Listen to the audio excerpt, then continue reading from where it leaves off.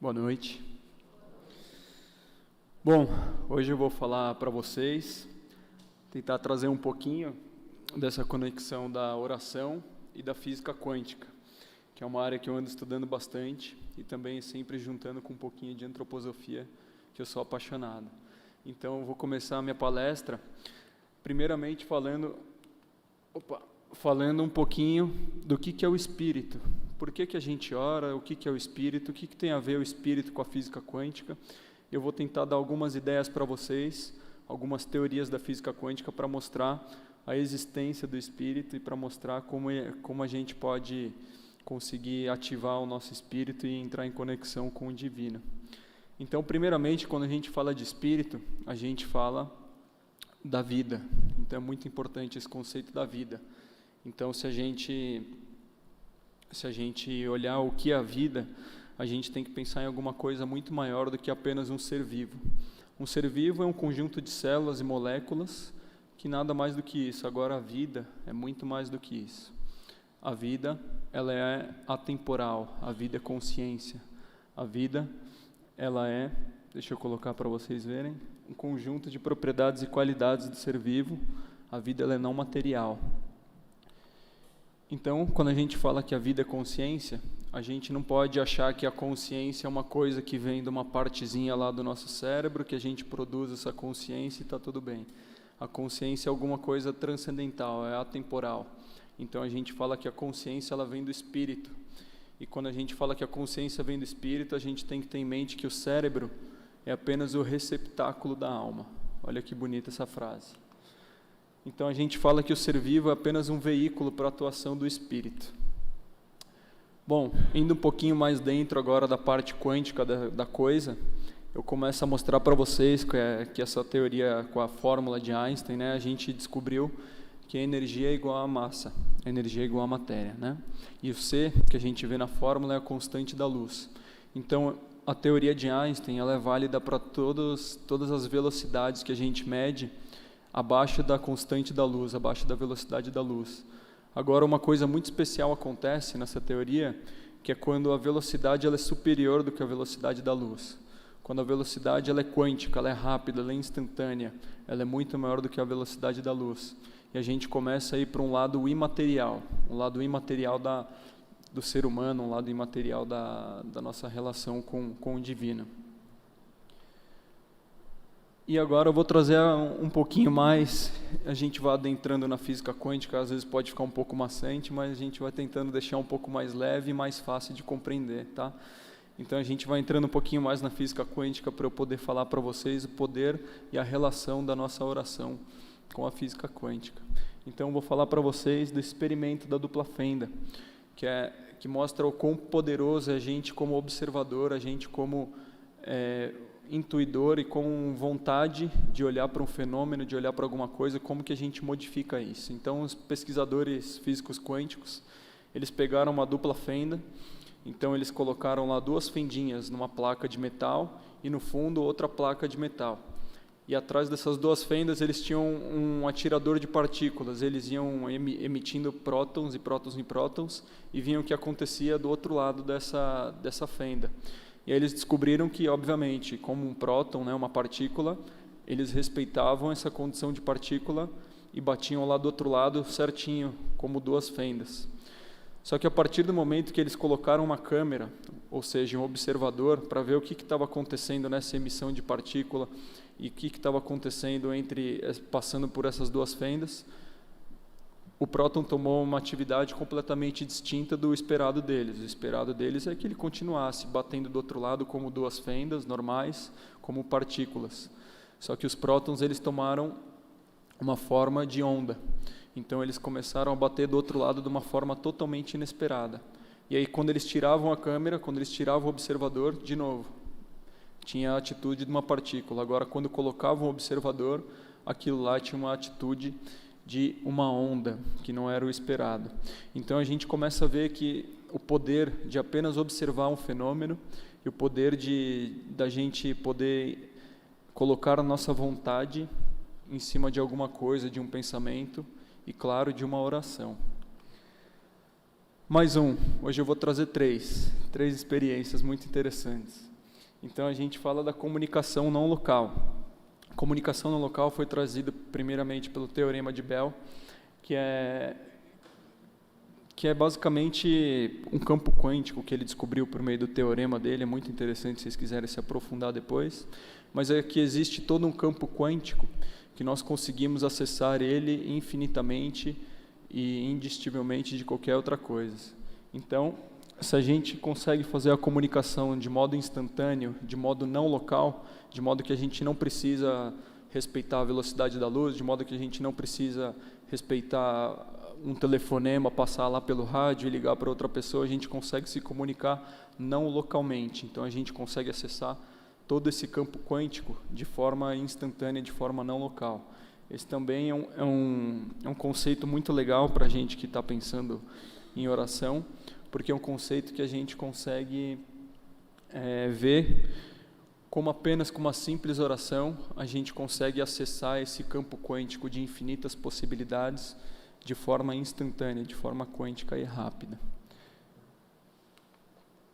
Bom, esse é o meu favorito, é o emaranhamento energético.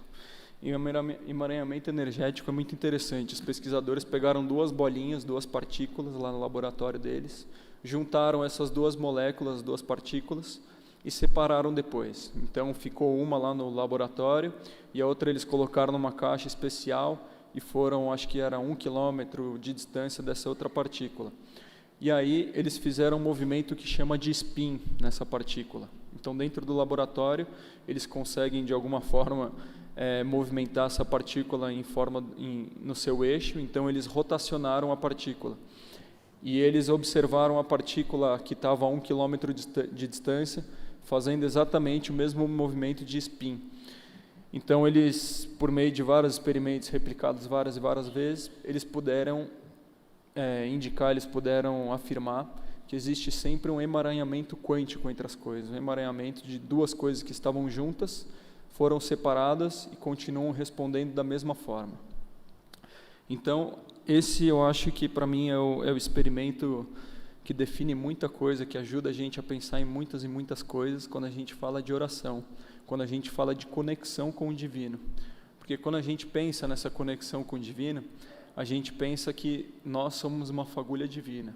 Então, se nós somos uma fagulha divina, em algum momento da nossa evolução terrestre, a gente estava todo mundo junto, deuses e deuses aqui, deuses lá, e nós éramos Deus, nós éramos partes desse divino.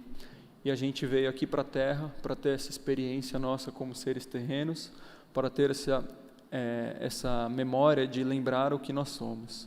Então, nossa missão aqui é relembrar quem nós somos. E quando a gente pensa no emaranhamento, a gente está intimamente ligado com Cristo, intimamente ligado com Deus.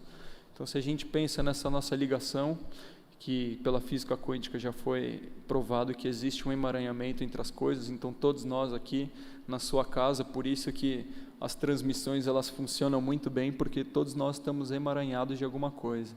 Então, sempre quando nós fazemos um trabalho aqui no final, uma oração aqui no final, quando nós pensamos em ajudar todos os enfermos, quando nós fazemos orações para acabar com as guerras, com a fome, com tudo isso, com certeza a gente faz isso com uma intenção muito forte, porque a gente sabe intuitivamente que todos nós estamos conectados. E esse experimento de emaranhamento energético traz isso para a gente. E a própria Bíblia já trazia um pouquinho desse emaranhamento energético.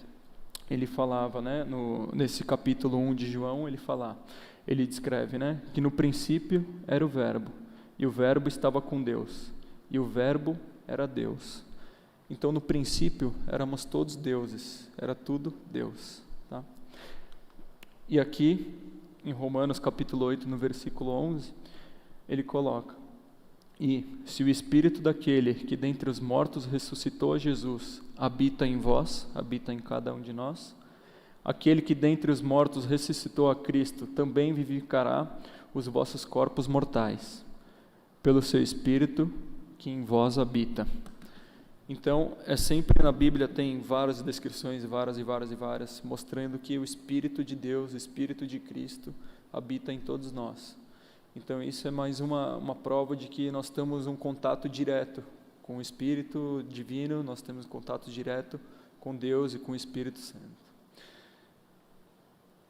E podemos dar explicações mais científicas, né? Eu acho que tem gente que pode ser que não gosta muito desse paradigma muito religioso, de Bíblia, então a gente pode falar um pouquinho mais de ciência. A gente pensa no Big Bang. O que era o Big Bang, né?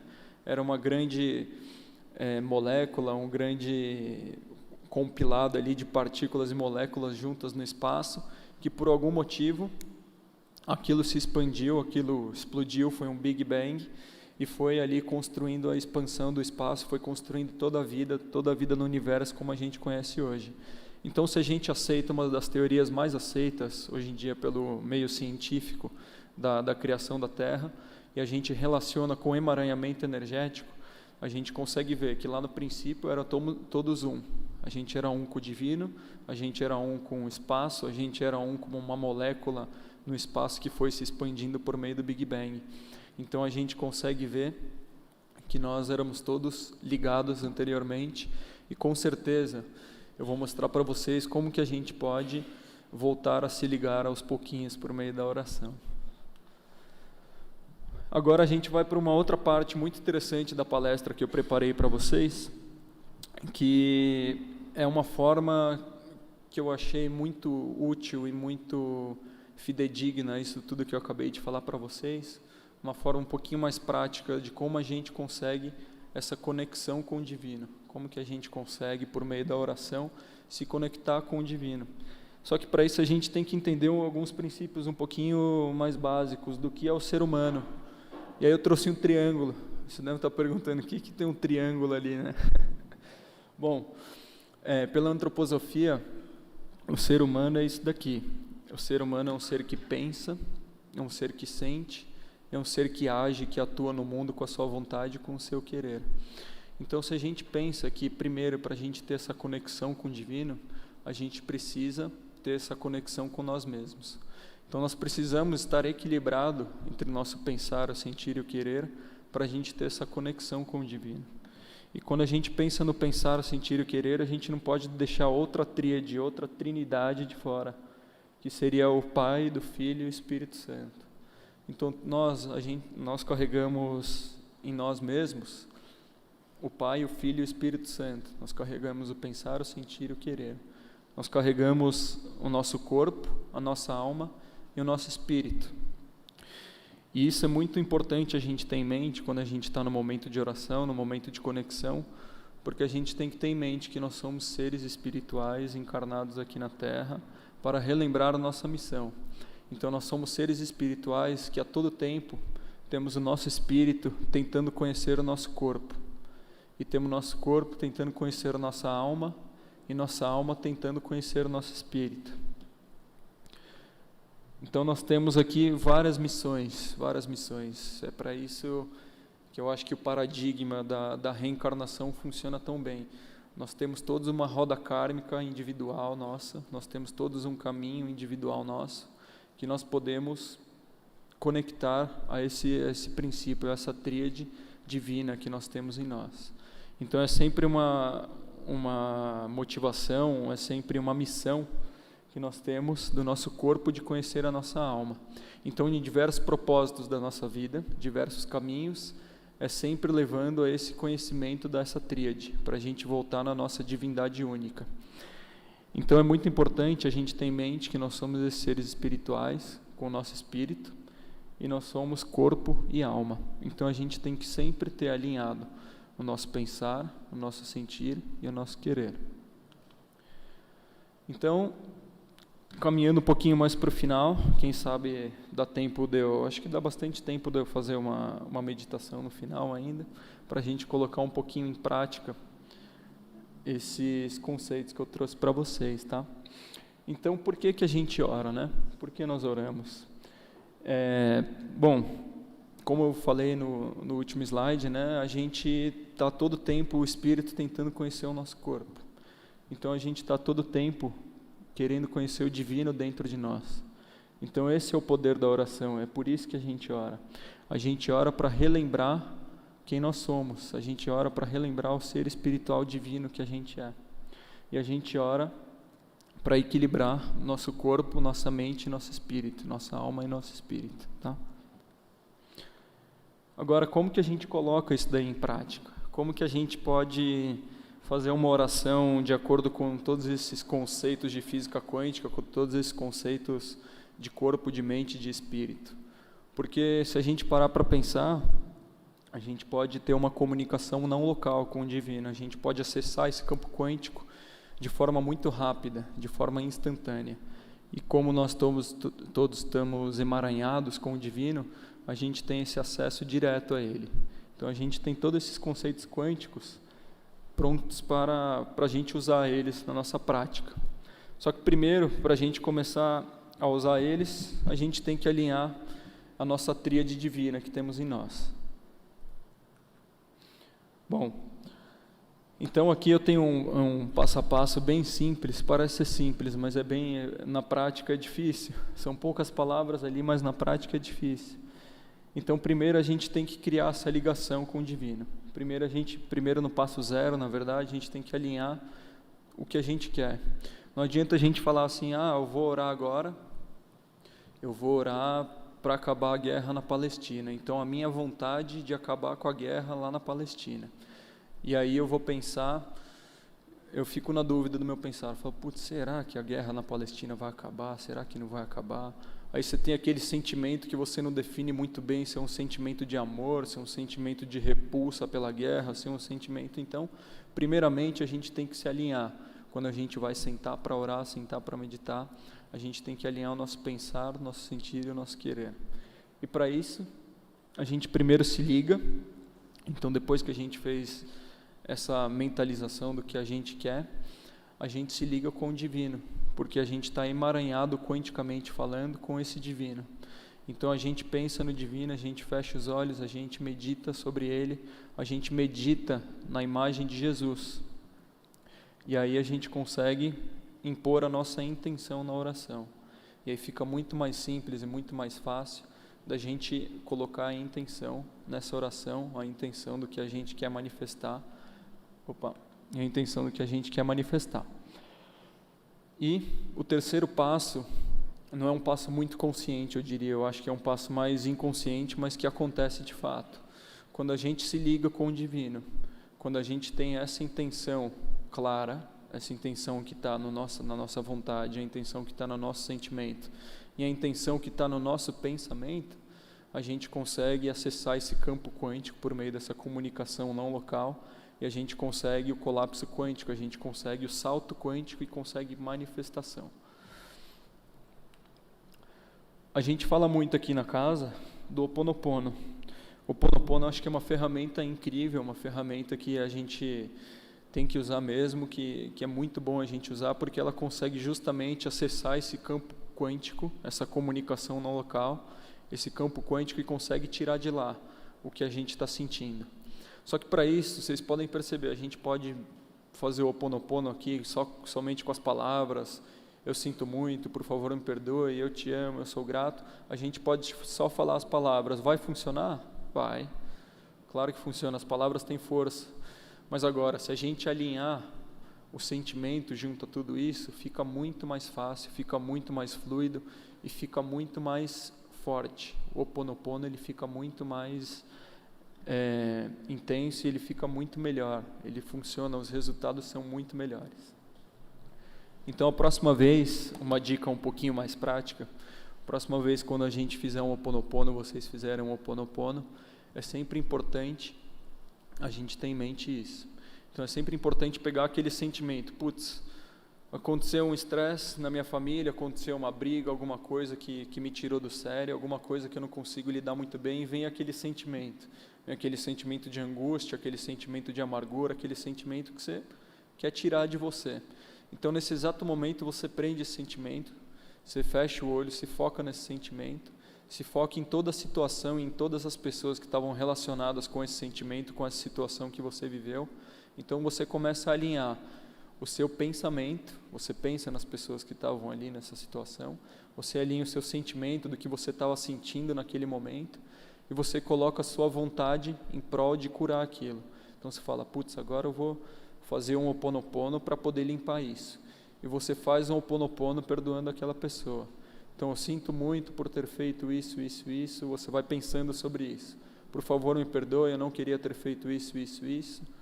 Eu sou grato por essa experiência, porque são as experiências da vida que nos constroem como seres espirituais. São as experiências da vida que a gente está aqui para experienciar, boas ou ruins. São as experiências que todos nós temos que passar karmicamente falando, tá? Então, a gente pensa nessas experiências. E a gente agradece a elas no eu sou grato. Então, a gente agradece a essa experiência no eu sou grato, e a gente se une novamente com o divino na quarta frase, quando a gente fala eu te amo, porque todos nós aqui estamos emaranhados energeticamente. Por mais que alguém fez alguma coisa muito ruim para você, por mais que alguém fez alguma coisa que você não goste, você tem que perdoar essa pessoa e você tem que amar essa pessoa acima de tudo. Então, essa energia do amor, ela limpa muito bem e limpa muito fácil isso daí que aconteceu. Agora, é só uma meditação em palavras. Quanto tempo tem? 5 minutos? Tá. Então, acho que não vai dar para uma meditação completa. Vamos deixar para uma próxima. Mas é só uma frase de Rudolf Steiner, uma poesia que ele fez, para justamente a gente refletir um pouquinho mais sobre esse pensar, o sentir e o querer. Então, ele escreve que no coração tece o sentir, na cabeça luze o pensar, nos membros vigora o querer. Luzir que tece, tecer que vigora, vigorar que luze. Eis o homem. Então é isso que nós somos. A gente é um ser que pensa, um ser que sente, um ser que tem a vontade de querer atuar no mundo. Então sempre lembrem disso quando a gente for fazer nossas orações. E aqui agora, daqui a pouco, quando a gente for fazer essa oração, a gente lembra de equilibrar esses 3 polos nossos, e a gente lembra de todos esses conceitos quânticos, que nós somos ligados com o divino, que nós podemos acessar esse campo quântico por meio dessa comunicação não local, e que nós temos todo esse poder dentro de nós. E por meio dessa concentração, da meditação, da oração, a gente consegue acessar esses maravilhosos encontros com o divino que a gente tem na vida. Muito obrigado.